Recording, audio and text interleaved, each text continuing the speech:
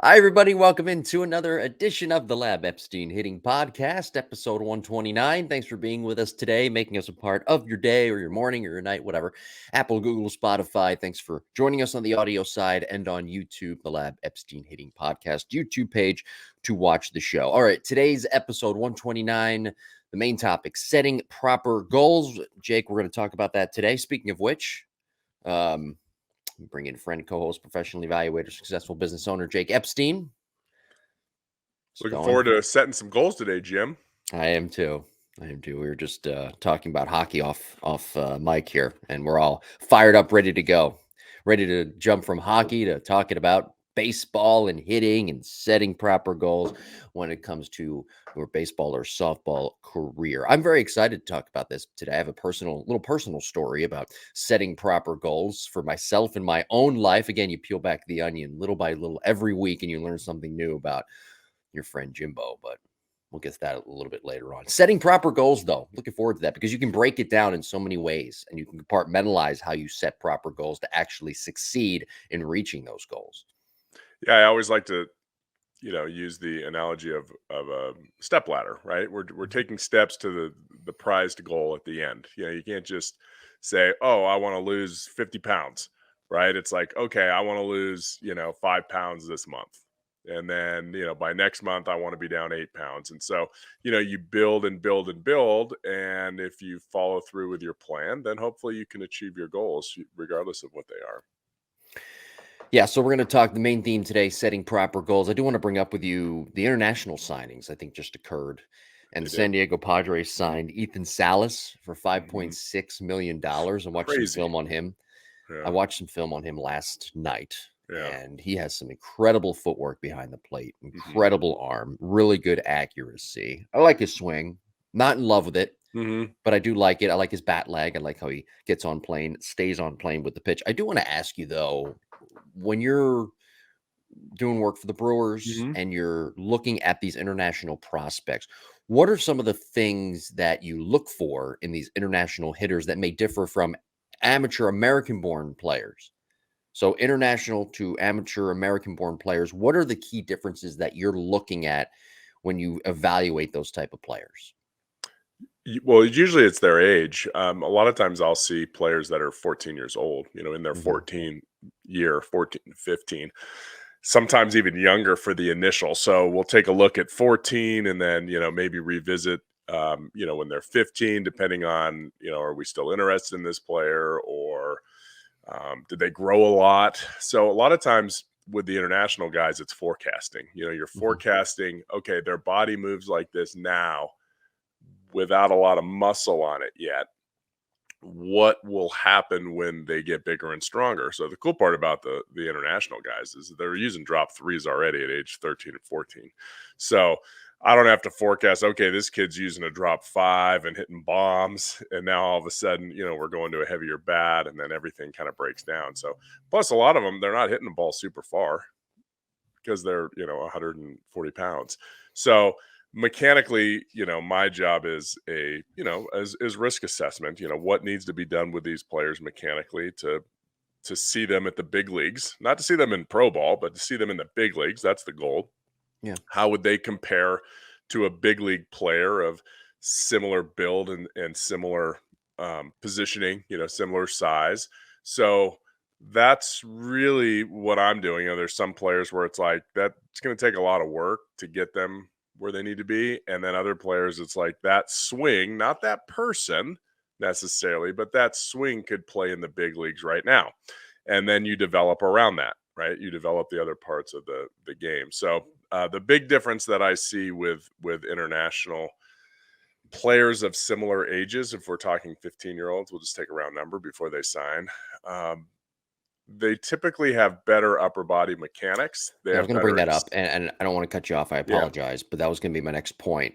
Hmm. They're so upper body centric, but they have lightning fast hands. And a lot of times it's the opposite for American born amateur players. It's more lower body centric rather than upper body, and their hands aren't as quick. That comes along a little bit later. But it's the flip side, it's the opposite, right? For international born prospects. Yeah, they just focus on different things. Yeah.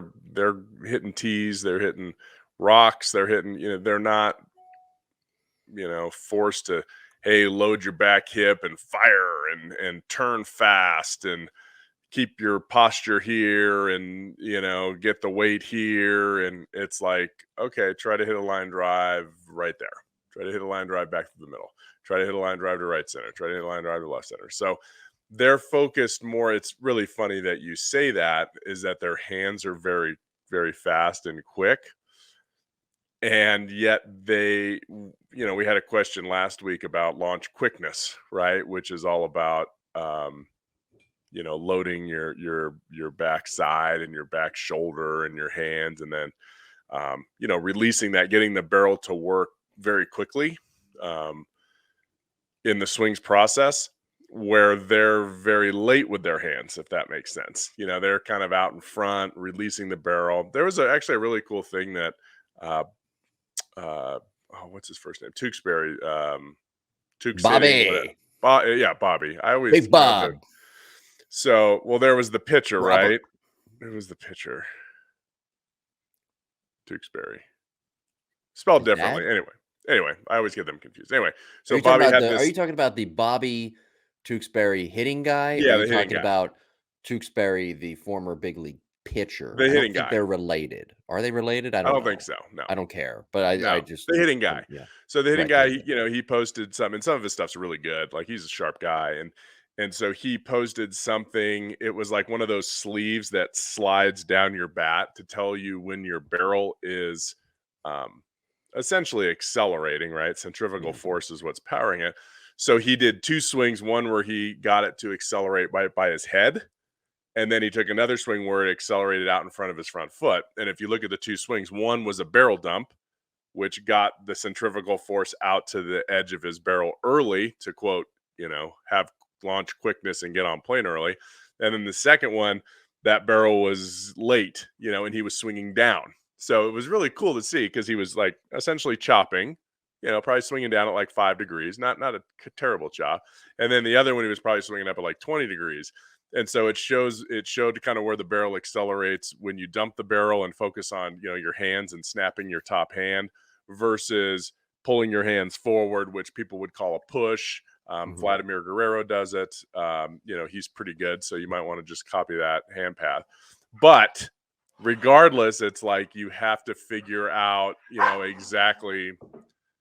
exactly what works best for you in terms of, where do you want to be, and then you bring in vision on top of that, right? So I've been testing a lot of my players on, where are they focusing on the ball?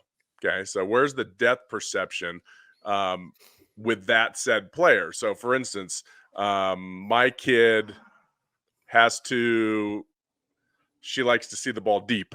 Like, that's her vision. Like, when we do the depth perception test, she kind of focuses behind the ball, so the ball gets on her a little bit more. So I have to make sure that her barrel's on plane a little deeper in the zone. That's just her. Do I want her to be on plane deeper in the zone? No, but that matches up with where her eyes are. Yeah. Somebody that sees the ball, quicker, or their depth perception focuses before an object. Those players need to hit the ball further out in front, so their swing plane has to apply to that. So, it's kind of neat to see. But the moral of that story of what Tukes was doing was, you got to be somewhere in between those two. Okay, you Yeah. want that barrel to be accelerating to the ball. What you don't want is that barrel decelerating at the ball. And that's what, at least that's what I got out of his little, basic study, was that the barrel was already done by the time contact was made. So if I can accelerate in golf, they talk about accelerating an inch past the ball. If I can do the same thing with baseball, if I can get my barrel to accelerate an inch past the ball, then I'm accelerating through contact. I'm not accelerating before contact. All right. Follow us on social media at Jim Tara, at Epstein Hitting on both Twitter and Instagram for great explanations like that. And Apparently somebody let the dogs in. I was going to ask, so was that was the bigger dog? It's That not the was smaller dog. yes, that was the bigger dog Okay. being annoyed by the smaller dog. Oh, I thought it was okay. I thought he was being annoyed by what we were talking about. So, I don't know. That was my old 11-year-old dog saying, "Jake, just shut your trap. I We're know. done." Hey, this week on cross functionality at Cassie at coach_CassieRB on Instagram. Cassie Riley Bosch and I talked about training with intention, right? Training, kind of compartmentalizing. It's like the word of the show today. Compartmentalizing training, right? When you're training with intention, whether it's warm-ups, whether it's throwing, we'll keep it from a hitting perspective. How do you train with intention? Kind of goes along with today's topic too, setting proper goals, but how do you train with intention as it pertains to hitting? Yeah, it's having a routine. Hmm. Having a routine that's customized to you. Um, some players need to focus more on extension. Some players need to focus on staying tighter with their turn. So if you have a player that is very tight through the ball, they kind of use their body a lot and they don't use their hands, but they also don't cast or get long.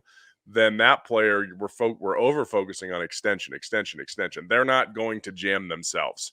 So Right. if they mishit 10 balls, 9 of those mishits are off the end of the bat versus getting jammed. Okay. So that person has their own goals of their warm-ups. Okay, you need to use a short bat. You need to do a lot of top hand drills. You need to do a lot of extension drills, not worrying about your lower body too much. And then if you have a player that it gets really long with their lead arm, their first move is to pre-extend and their back elbow is to come down. Well, that warm up is, hey, we got to keep the bat right next to the neck, right on top of the shoulder, and you got to feel like you're turning your hands, in front of getting your hands in front of your body a little bit more to fix that move. So, yes, having a plan for you as a player, not necessarily if it's an amateur team of 13 players, Right. not everybody needs the same deal. All right. So again, Cassie and I talked about training with intention, cross functionality. Subscribe, Apple, Google, Spotify. Watch the show on YouTube as well. Softball Strength Academy YouTube page. You can watch this show, the Lab Epstein Hitting Podcast, on YouTube as well. The Lab Epstein Hitting Podcast YouTube page. It's pretty simple. I was on YouTube this week, by the way, Yeah. and I saw a thumbnail of a game from like 2000. And Mike Piazza, who we broke his swing down. I don't know, however, episode, I think it was episode 120. It was a gold edition. We broke his swing down. By the way, we're doing a mechanical breakdown next week, everybody. So get excited for that. Ooh. We're doing Julio Rodriguez. We did get a request to do Julio Ooh. Rodriguez. So we're going to be breaking Ooh. his swing down next week. Mike Piazza, though, the thumbnail on the video was him at the point of contact on playing with a pitch with perfect leverage. So anytime a coach says, and I still hear this even in 2023. I still hear this. Don't do what the pros are doing. Don't do what the guys on TV are doing. Don't do this, don't do that, or you got to do this, or he's not really on playing with the pitcher. He's not really swinging this way. He's actually doing this. No, the pictures tell the story. I just wanted to throw that out there.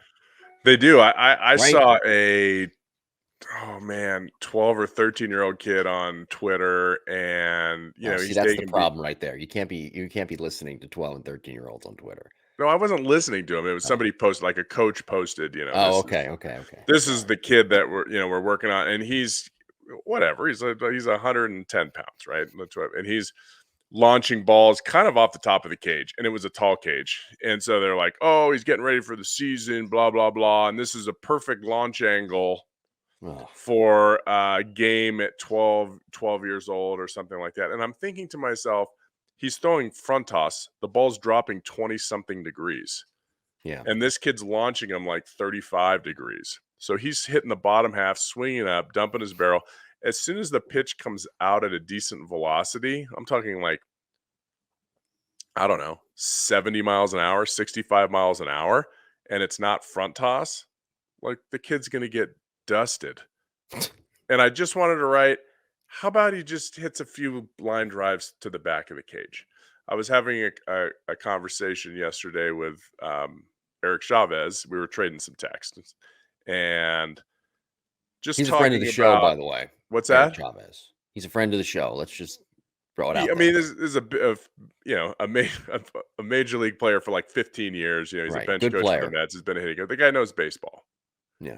And we were talking about, By the way, how he's gonna different have fun. Sorry, but he's gonna have fun with this year's lineup he's going to for the have fun. Mets. Yeah. And we were talking about just, how every player is different and what they need to work on and this and that. And we got to the point where it was like, there's so many minor leaguers now that can't put a ball in a tee and hit a line drive off the back of the cage. Yeah. And he's like, "That is all I ever did off a tee. That's all." He's like, "Our big leaguers can do it." He's like, "But the minor leaguers are so enthralled with trying to get the ball in the air that they're trying to do that artificially off the tee." And then it trickles down like anything else, right? It trickles down to the lower levels where kids are trying to draw. Every time I have a new student, right? Have a new student, I set them on the tee and I say, "I just want to see how you work. Put it on the tee, hit it." Nobody like just drives nice low backspin line drives to the back of the cage that you see like Nelson Cruz all day long, right? On social media doing that. That's all he works on. They're hitting it to the top corners of the cage, the top of the cage, and then they're top spinning it to the pull side. And then I go to front toss and boom, here come now all of a sudden all of that is magnified and they start hitting it even higher and higher or lower and lower. So it's sad that we just can't, we just overdo things as a society Yeah. when sometimes simple is easy. And circling back, that's what the Latin players do. They simplify hitting at young ages. They're not trying to get crazy. They're just trying to essentially hit a line drive through the back of the cage over and over and over and over again. And by doing that, you become like a Vlad Guerrero Jr. swing plane, and then you grow into it. So he has a flat swing plane, very flat, but he can sit back and adjust that to swing up a little bit more.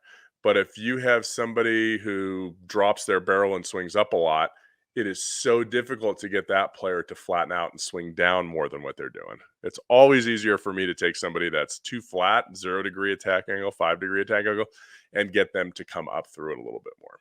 Okay. I do. And if Yeah. we don't, then it takes months and months and months to try to fix that. I was gonna say I do wonder with the tee if the base when you're training with a tee, and I'm not a big tee guy Hmm. because I developed my own bad habits when I played, and Hmm. you know that. I mean, with the tee, Hmm. but I think the tee is worthy in that if you have a base for what you're trying to do with that tee and not just swinging off of it Right. willy nilly. So, for Yes. example, if you're on a tee and you're trying to just hit a line drive right back up the middle and hit the back of the cage on a line drive with backspin, you could Hmm. tell. You don't need a machine to tell if it's backspin or topspin.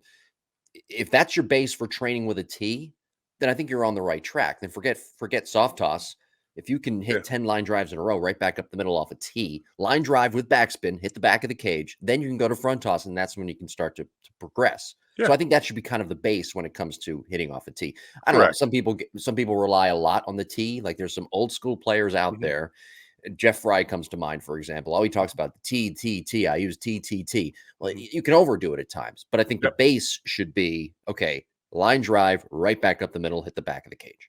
And the tee can be bad Yeah. because a lot of times we're not hitting in a full cage off a tee. We're hitting into the side of a net, and we don't really know. I mean, See, I that's know where I I can. think, yeah, and that's where I think it doesn't really do any good for the hitter. I think it does more Right. harm than good, right? I think you have to Yes. hit off a tee the length of the cage. That's Yes. it. It's like doing suicides for half court. Yeah. No, you don't in basketball. You don't do suicides in practice half court. You go full court. That's Yeah. suicide, right? Yeah. It's the same thing with hitting off a tee. Yeah. You No, know, I agree. And the tee yeah, is a good warm up, but a tee back of the doesn't need a cage. friend. And that's the difference in today's society is uh, we don't have a lot of friends. Kids don't go hang out with other kids in the street. I didn't have any friends just because people didn't like me growing up. But I don't know gosh, about I that. remember the amount of hours I would spend at what was the name of the high school? I was young. I think it was Trabuco Hills High School when I lived in Southern California. I didn't go, I wasn't in high school. I was like 11 or 12. This is like Nick Punto and I, and then there was a couple other guys. Jason used to always come with us, and it was a tennis, but a lot of people play handball in it. It was a giant concrete outdoor. I don't even know how to put it. Like wall. Think about a racquetball court that was a little bit and was all concrete, and all day long we would just throw the ball against the wall and try to pick it. Like how fun is that? Do you remember playing wall ball as a kid It was too? wall ball. It was Yeah, you play essentially a wall wall ball, ball. and then Yeah. if it hits the person, you try to throw as hard as you can at their back and try to We tag call them so that they one get a butts strike. up, if you beat him to Butts the up, wall right. or something like that, yeah. So it was like one of those things, but when I was bored, I would just go up there and I'd throw the ball off of it and try to pick it, and People don't do that anymore. So the good part about a tee is you don't need anybody. You get a tee and a bucket of balls. Go do your own work. Yeah. You don't need dad. You don't need mom. You don't need friends. You can just get it done. But again, most people don't know how to do it. If you're 10 years old and you're just rolling over balls off the tee, oh, I took 100 swings today. That's not a very good thing. And I see that a lot. Like just even the 12-year-old team that I help coach, a lot of them don't hit off the tee the right way. And so that's part of the training is I'm trying to get them to, if you're going to work, make sure you're working the right way. I'm never going to 2 points. I'm never going to let my kid hit a moving ball until he can hit or she can hit 5 line drives, depending on the age, 5 or 10 line drives back up the middle, hit the back of the cage. Yeah. If you can't do that, you're not hitting a moving ball because you're not ready for it and your mechanics are all off. You got to get the right mindset. That's number one. Yeah. Number two, I don't know how you see. Here's another conundrum that we run into. I have 3 things. Number two, I don't know how you use a tee on the field properly. Mm-hmm. You know what I'm saying? Like Yeah. it's more of a tee should be more of an indoor thing, but how do you progress when you number 3, I don't know. How do you do that? How do you progress? I mean, you know what I Um, mean? How do so you how do I've you seen, move on? How do you go using the tee outside properly and then moving on to actual live pitching? so I go from tee to front toss to live, But how do you know the tee swings are good because you're on a field? or like hitting at home plate on a field. Yes. Yeah, that's hard. Right. Yeah, you're going to hit a line and try to hit second base. Okay. So try to hit second. We used to stand behind second base. Like this was in minor league ball, in pro ball. We would stand, I think it was on the dirt. Probably behind second base on the dirt, and we would hit back into the shell, into the BP, turtle. Okay, so you stand behind second base, Behind second base and hit back towards the catcher. but are you on the grass or are you on the back edge of the dirt? Back edge of the dirt. Okay. So it's 140 feet or something. I don't know, something like that. And we would try to hit like the rubber piece on the, we number one, you try to hit it in the shell. Mhm. If you didn't hit it in the shell, then you probably hit it in the backstop somewhere, right, or in the Right. stands. So you would try to hit a low line drive, but it couldn't bounce. That would have top spin. So we used to hit backwards and try to hit it into the back of the batting practice cage, the turtle shell. Yeah. Okay. So that's one way to do it. If you're on the field at home plate, you're trying to essentially hit a ball at the bag at second base in the air. Now, if you're Okay. bigger and stronger, it can go further. Like I watched DJ LeMahieu do it. Most people don't use a tee out on a full field because then what Right. do?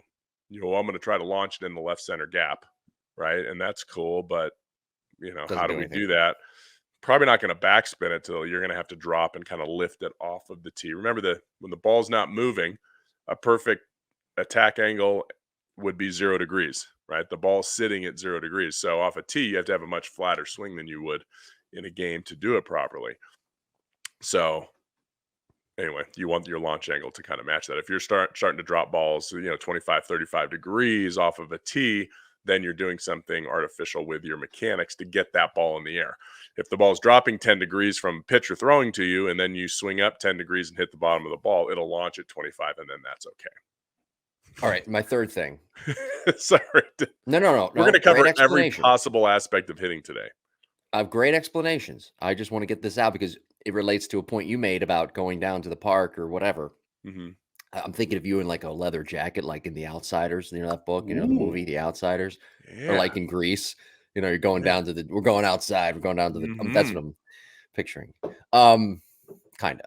Anyway, I think I've told this story on the show before about the tennis courts I had outside of my neighborhood when I was a Yeah. kid. My dad named it the Death Dome or whatever because we would Okay. play hockey there. I'd play hockey there with the neighborhood kids, and we would like check each other into the fence, and then we would take the tennis net down, and there were these big green cylinder tubes on either side where you could pretty much, if you run into them, you're really going to get hurt. Nobody ran into them, and luckily nobody Right. got hurt. But that's what it used to be like. Now it's just, hey, look on my phone, look at this TikTok. Oh, It's man, true. right? Right. Yeah. Nobody goes outside. I don't see anybody. I live in Florida, right? The weather's always pretty good. I don't see kids outside at all. And I live in a residential neighborhood. I don't see Yeah. any kids outside playing. Nobody. Nobody. It's incredible. I know. Well, we're not here to solve the world's problems. No, So, we're not. but The phone. you know, The phone has ruined society. um, You oh, I have to bring this up too. Last night, watching this hitter, right, on film on YouTube, mhm. and this hitter, he doesn't have a pretty swing, or he does. Okay, it's not pretty, but he just Mhm. hits. Nothing Yeah, about him okay. is pretty. He's just a hitter, right? Yeah. He's got four things that I noticed though when I did some real analysis last night for about 45 minutes watching this kid over and over again. He's got four things: timing and vision. I wrote them down too, so I didn't forget. Swing plane, approach, and making the ability to make adjustments, confidence. What are those things? You Hmm. remember? Jimbo's four pillars of hitting. Now, do you know who that player was? I've was it an amateur player? Was it a big league player? Sal Frelick, baby. Sal Frelick. I'm going to tell you something right now. Moving up the list. Yeah, he I can. not when I knocked it out of the park with him. I hit it. I hit that 450 feet in my evaluation. I couldn't have been more right about him. I'm telling you, he's got a I mean, great don't swing strain plane. He's your got a great. shoulder He's patting great. yourself He's on going the to be a back, great Jim. player. He's going to be a better hitter than Brandon Nimmo, and that was my comp for him. So Hmm. thank you, Sal. You That's a made me good look comp. really good. Yeah, yeah. I think he has. I think he has a better swing plane than Nemo does. Time will tell what his grittiness, but I'll tell you. I mean, the guy. You're right about confidence, adjustability, and swing plane. He does all of those things. He may not have a ton of power No, because he's not a huge guy, but that's not his role. his on base percentages. His on base percentage is going to be high. He's going to put the ball in play. He's going to hit the ball hard. He's going to find a lot of barrels. As he gets older and more mature, he'll be able to harness that power a little bit and maybe anticipate pitches a little bit more to drive. But yeah, I think that was a really good draft pick. Yeah. It made me feel. I looked at his numbers too last night. It just made me feel good. Hmm. And then I looked back when we did a mechanical breakdown on him. I looked back at some of my notes that I said about him. Hmm. All right, I can see you're getting annoyed. I'm done. Sorry to No, stop there's talking. another guy that I probably shouldn't say his name. Don't say his name, but you can allude. Okay, so there's this player, and he showed up on my list of a lot of players that whatever are going to get drafted this coming year. Yeah. And this player plays at a Division 1 program. He's a college player. He is the son of a former major league player that was an everyday player for a pretty decent amount of time. All right. Now, And I mind you, think he no more biographical notes. I don't want to get you in trouble. no, but if you look at his swing plane was amazing. His efficiency was amazing. And Mhm. when I looked at his stats, or somebody sent me his actual stats, so I try not to look at stats when I'm doing my reviews to be Mhm. biased. Like, oh, this guy, maybe he just had a good year, or maybe he just had a bad year, but Yeah. he still moves it pretty good. He struck out, I think, less than a dozen times or something like that at the college level. Wow. That's like a weekend How many at bats? full season. How many is that in college? 200? Yeah, Yeah. 150 to 200. Okay. Yeah, I mean, Pretty it good. was mind-blowing, but totally matched what when we talk about Frelick and his swing plane, like he's gonna run into a lot of balls. So when you have a swing plane like that and you're efficient, meaning you're not long to the ball, and then you're kind of, you stay on plane. Usually that doesn't happen, but then you stay on plane really long, you make a lot of contact. He was super short and efficient, so he could wait a long time to make up his mind. And then once he did put his swing on, it was in the contact zone for a long time. So, and again, not a ton of power, but also not a massive guy, so you have to, but amazing stuff. Like you don't see that anymore. I mean, 12 strikeouts. There are first rounders last year that got drafted in college that may have struck out 12 times in a week, Yeah. right? Struck out 12 times in 5 games, 4 or 5 games, no problem. Still a first rounder. Pretty impressive that ability, and people still work on that. And there's a former a kid of a major leaguer, right? And there's a lot of them out there. I just saw Manny Ramirez, one of his kids. He's got a lot of kids. Not Manny Jr. He's got to be pretty old now, but I don't know what his son's name. He's a left-handed hitter. He's going to go to Miami next year, University of Miami. He committed, and It was funny. He didn't look anything like Manny. His older son, that was big. I think he was actually taller than Manny. Had kind of his leg kick. He was right-handed. He was kind of upright. It was kind of cool to watch. Like, that's his kid. This kid was left-handed and squatty, at a crouch stance and a really nice swing. So, but it's interesting to see what sons of major leaguers, how they swing and what they're taught and what they work on versus, people that just take their kids to the local guru, Right. and then what they're taught versus, what Manny's teaching his kid or what Well, it's like this. Vlad Jr. He doesn't look he doesn't have certainly doesn't have the approach of his father. Yeah, I mean, that's a lot different. right. Yeah. Maybe the mechanics are a little Did I different. say Vlad Jr. or did I say No, you Manny said Ramirez? Manny. Oh, okay, No, you said good. Manny, but I'm bringing up Vlad as an example. Kevin Yes. Biggio too, by the way. Kevin Biggio, same thing. I Yeah, mean, not even close. not even close to Not even Craig. close. Right. You know, I think Even Cavan has Bichette, more not even Cavan, close. right? And Cavan has more of a longer swing. He tries to hit for more power, where his father Mhm. was more of a contact guy. Kind of at times, he's not. He wasn't afraid to just slap it, hit it off the end of the bat, slap it, and go the other way. Soft line drive. Where Scrappy, Cavan yeah. is more kind of, you know, won't get into him right now, but and his issues at the plate. But you Yeah. get my point. I mean, the Yeah. approaches though with Vlad The Jr. and approaches his and probably how they grew up yeah. practicing was very similar to what their dads did. Yeah.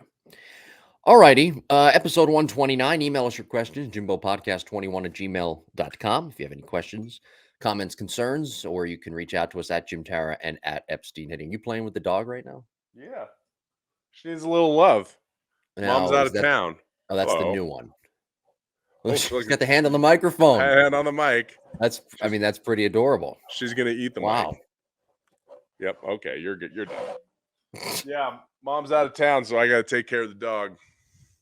Wait, so mom's out of town. Everybody's out of town? No, just Oh, Viv and myself are in town, okay. eating good. We practice every day. Really? We had steak last night. Did you really? Now, Steak, mushrooms, and how'd you grill it? broccoli. How did you What's that? grill the steak? It was so good. So What'd I you grill it. I get medium? a thick New York Yeah. like that, Yeah. and then I put it on the smoker on low smoke, like 210 degrees, and I'll smoke it for like, I don't know, until the internal temperature gets to 115. And then I sear it in a cast iron skillet until it gets to 125, which is about 3 minutes on each side. And then let it set, and it's like perfect medium rare, And medium, so medium. okay, so you put the skillet on the grill. I did. It That's was snowing yesterday, so I had the cast iron skillet on the gas stove, which is still on legal the here in on the Colorado for the okay. time being. So you don't use because I know people Yes, I know people who use a skillet on the grill. I have a cast iron plate on the on my big outside gas grill. Yeah, you could use that Okay. too. You need high heat.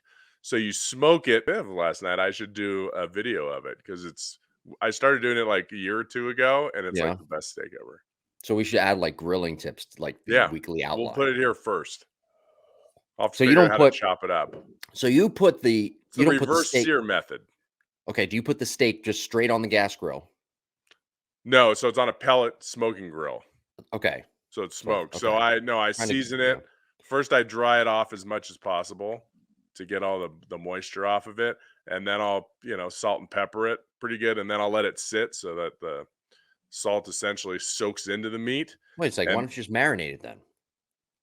well, I don't want to marinate. Why I don't not? want like crazy teriyaki or anything like that. All right, You go ahead. could, you could do that, but then that takes away from the smoke flavor. Okay. So if you marinate, you don't need to smoke. And then you just low heat that thing, get some smoke flavor, not too much, just enough, Mm-hmm. so it doesn't take away from the meat. But it cooks it slow, so the fat inside, stays in there. It doesn't like drip out too fast. And then at the end, you sear it on the cast iron skillet, then let it rest for a little bit. And it's just wonderful. All right, I gotta try this. It It's sounds good. I'll really make a good. video next time. We'll send it Yeah. to you. The next time I'm in Tampa, you never know. I might be in Tampa soon. Yeah, Don't I'm know. waiting for you to come by I and say know. hi. People like Tampa. They do. I They know. do. As evident by the housing market that is going way too expensive. So thanks everybody for moving here. Yeah, I Appreciate it. know. It was 5 years ago. You're the new Colorado. Yeah, Right. Yeah. All right, we'll get into You get the New Yorkers. today's episode. Episode 129, setting proper goals. That's our topic. Oh, yeah. And I teased it earlier. I had a extended family member, not my parents or sister. Won't go into too much detail, but I'd say the last 10 years, I guess, I would talk about my goals with him, or like goals that I had just in conversation and in passing. And I always get the condescending reaction, right? Oh, you know, that'll never, what's the plan here? You'll never do that, blah blah blah, blah, blah. And it was always it had a negative force field, if you will, around that condescension. Mhm. And I just got tired of it and I cut that person off, and I'm glad I did. That's good.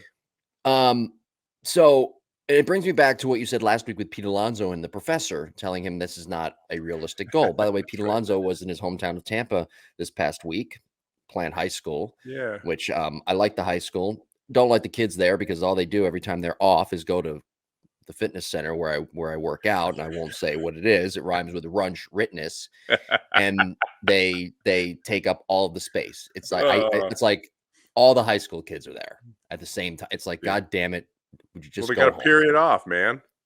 And anyway, Pete Alonso was in Tampa this week. He was hitting some bombs at Plant High School, and there were a lot of people watching, a lot of people looking up to him. And that professor at Florida said it's not a realistic goal for him, was wrong. Now, I think there are ways you can set realistic goals and get to that bigger goal. But if you want to set a huge goal, a goal that is astronomical, and my goals, by the way, weren't even that really all astronomical. They were just Mhm.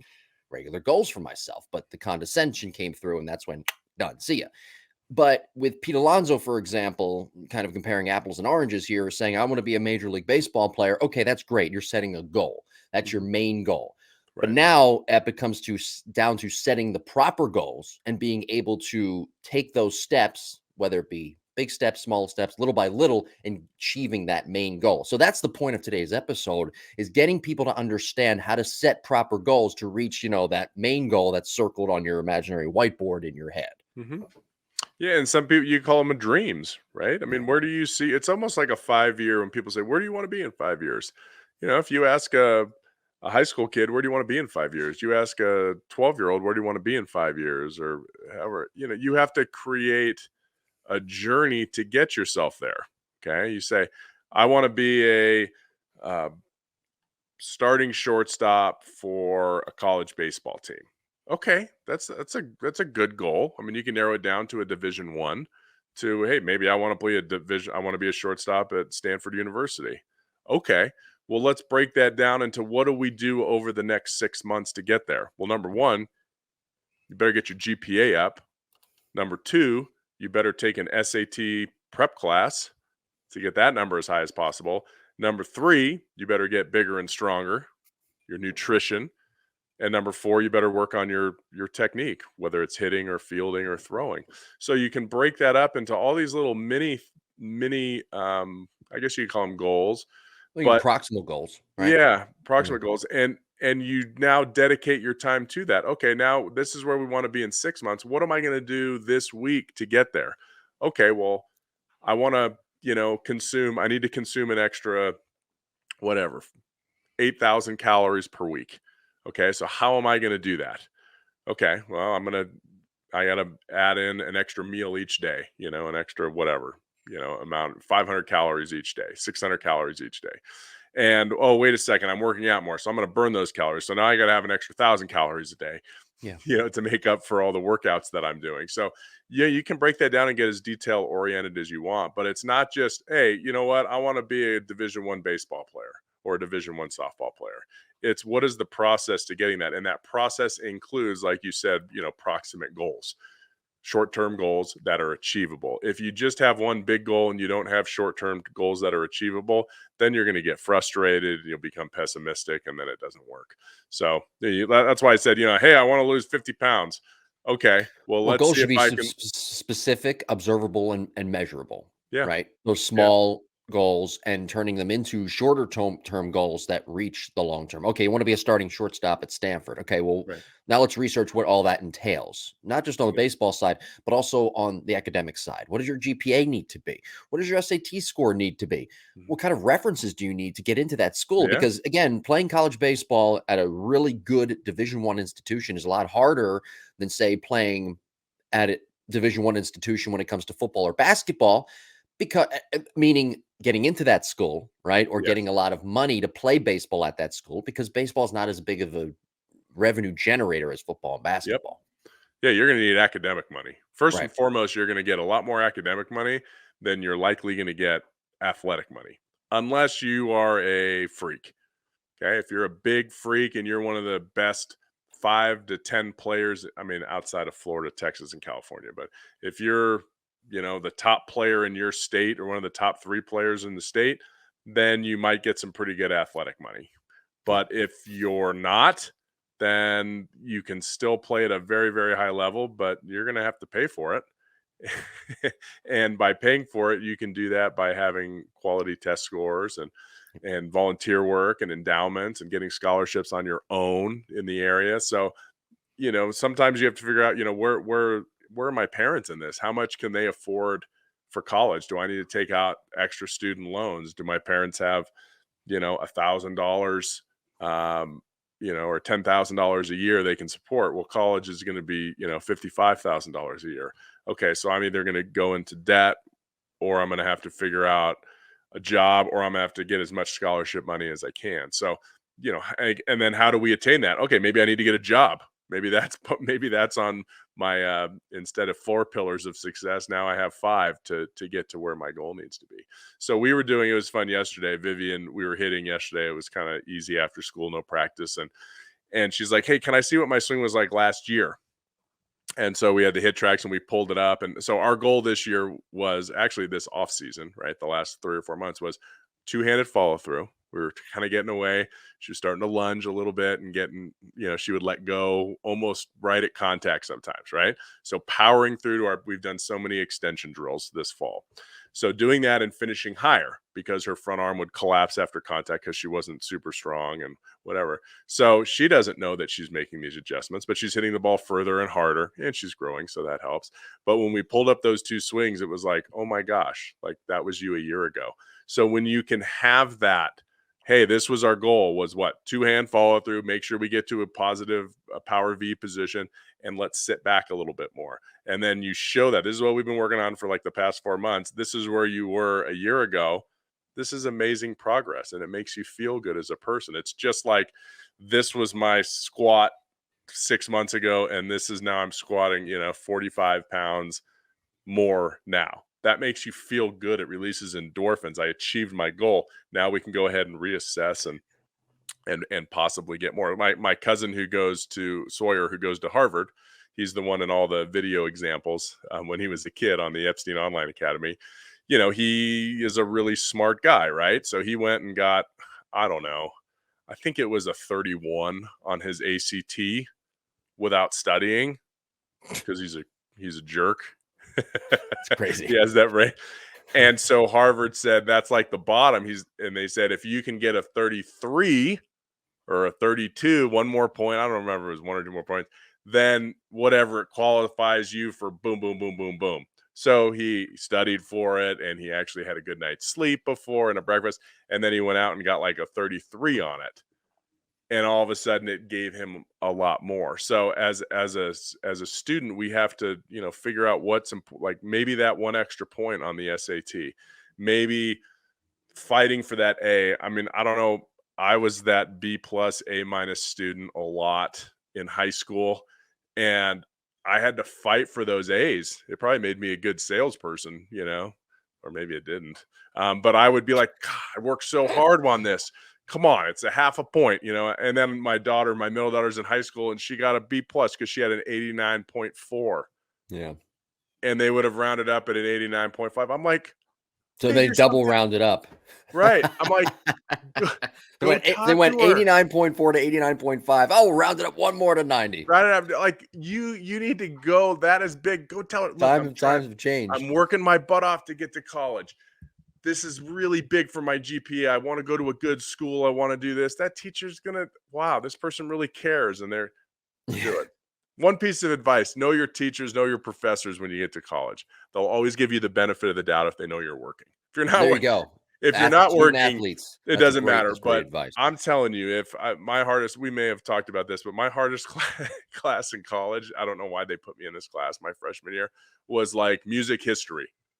Yeah, I don't Music know why something. either. I don't know anything about music. My parents Yeah. never put me in a piano class. I didn't play an instrument. I don't know what notes are. I don't know what the language is, reading music. And they put me in this class and everyone's like a music major.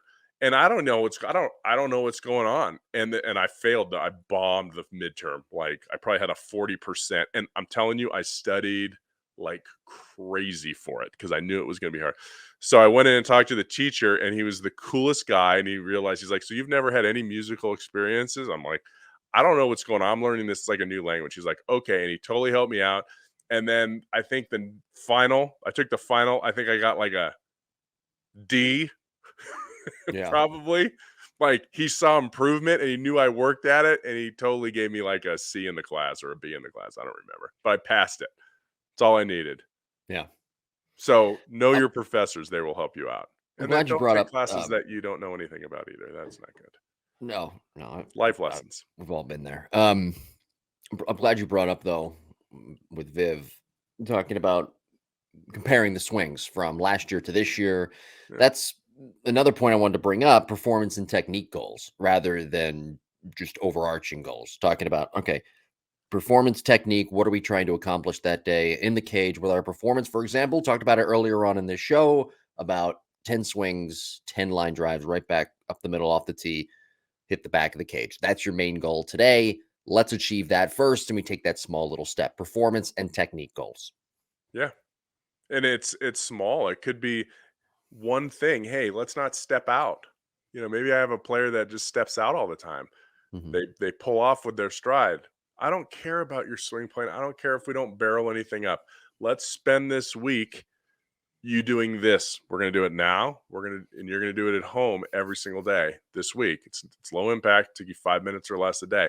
When you come back next week, I want that fixed. I want to be able to move on to your top hand. I want to move on to your rhythm. I want to move on. So if you have four things that we're working on as a hitter or as a fielder or whatever, you're working on, you can't work on four things at once.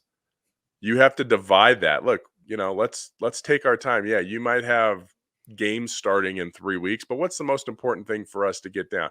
You starting to move at the right time. Right. It's all I wanted you to do. If you can start moving on time by the time, games start, boom, we're good. And then once you start moving on time, okay, let's focus a little bit more on staying connected or making sure we don't get long with our lead arm. Okay, let's work on that. But if we're constantly going back, and what the analogy I use is you got to put stitches in it. Okay. If you're stepping out all the time, well, if you're thinking about stepping in, you can do it. But if you don't get the proper reps over and over again, then as soon as you don't think about it, as soon as you're not consciously competent or conscious of that move, you won't be competent. So we got to put stitches in there. Boom, you step out. Okay, we're going to spend maybe it's 2 months, 3 months not stepping out. Boom, we put stitches in it. And now I never have to worry about it again, right? It's all healed up.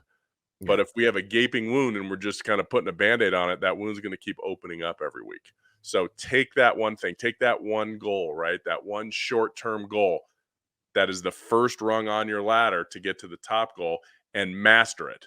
Because if you don't master that first one, you're going to keep slipping up and down that ladder and you're never going to make it to that top goal. Like evaluating what works and what doesn't work as well in those goals. And so then you can make the adjustments on the fly. Absolutely. Because you're going to fail like some aren't going to, not everybody's going to get a 33 on an ACT, No, right? But if you started with a 19, let's see if we that's can get pretty to a bad. 21. Isn't 19 bad though? I don't think 19's too bad. 19 will get you into college Okay. as an athlete. Okay. Yeah, sure. Yeah, Mm, 19's okay. all right. 21's better. I think 21's about average. It's funny. 21 was my number, pretty much my number growing up. My favorite number too. That was okay. I didn't know if that was your ACT number. And it's my birth date. 21st of August. And it was your 21's best average. birthday ever. 21's average. What are you gonna do? You know, I guess that's that that explains it all, doesn't it? It does. All right, hold on. In 2022, the national average was a 19.8. So, okay. So 21 would be slightly above average Correct. based off those statistics. Basing off of all the people tested. How many people, what was the sample size? I don't know. Okay. In Alabama, it was 18. In Alaska, it was 20.6. Okay, but let's okay. So, but let's okay. No disrespect to Colorado was Alabama. We have 23. listeners in Alabama, but Okay, let's 26 was Connecticut. okay, better. Like let's go bigger states. Florida. What was Florida? Is there everybody lives in Florida now? What does that start with, an F? Florida, 19. Georgia, That's not very 21. good either. Georgia, okay. Hawaii, like Alabama. New Why it doesn't York was matter. high. California. That's good. There's a lot of different What's pieces. California? Ooh, 26. Okay, but there's more people there. Yeah, but there's also more people that don't go to college. Maybe they don't take it. What about the District of Columbia? 26.9. Oh, please. I think that's the highest. Yeah, fucking break. Okay, well, I think that we touched on everything today. Episode 129, setting proper goals. Did we not? We literally touched on like everything about life. I think we did. Yeah. Anyway, the average nationwide is 19.8. Okay. So 21, just so we know, for the record, slightly above average. Yeah. I'll take it. If you're a good college athlete, 21 is going to get you into most places. Next week, Julio Rodriguez, Mechanical Ooh, that's going Breakdown to be Series. quality. Huh? That's going to be a good one. Okay. I haven't really dissected his swing. Yeah. So Julio Rodriguez, Mechanical Breakdown Series, Volume 38, I think. That's next week. Our first one of 2023. Any plugs you wanna get in here before we get out of here? Plugs. No, I still have most of my hair. It is thinning though. Look at I didn't that. mean okay. Are Oh, we done? We're done. Are we oh, done? okay. Plugs. Yeah. Talk about goals. That's what we do at the Epstein Online Academy. What is Yeah. the most important thing? Like my speech about what's the most important thing right now. That's exactly what I do with all my players nationwide. Okay, what's the most important thing for you to master right now when you're 9? I got some 8, 9-year-olds in there that are studs. And then I got 18, 20. I just got a new college kid from California that's in there. What's the most important thing for him to accomplish before the season starts? So if you're unsure, that's the best thing about the platform. If you're unsure what you need to work on, rhythm, timing, mechanics, that's why you send in a video. And then I can tell you what the most important thing is and how to address it. So I picked the perfect title of today's episode, is what you're trying to say. That was your short-term What? goal, was what episode should we do, for the week Right. of January 23rd? And it was perfect timing. Perfect timing. Yeah. It really is. This is goal setting 21, time. baby. Yeah. 21, slightly above average, my ass. That's why Get out of here. Yeah. Yeah. maybe you had a 1500 on your SAT though. You know what? Nobody will ever know. No one will know. Guess that's the mystery of it all. Fun part of life. All right, we're finished. Episode 130 next week. Be sure to subscribe. Reach out to us on social media. Jimbo Podcast 21 at gmail.com. Have a great week. Talk to you next Monday. See you later.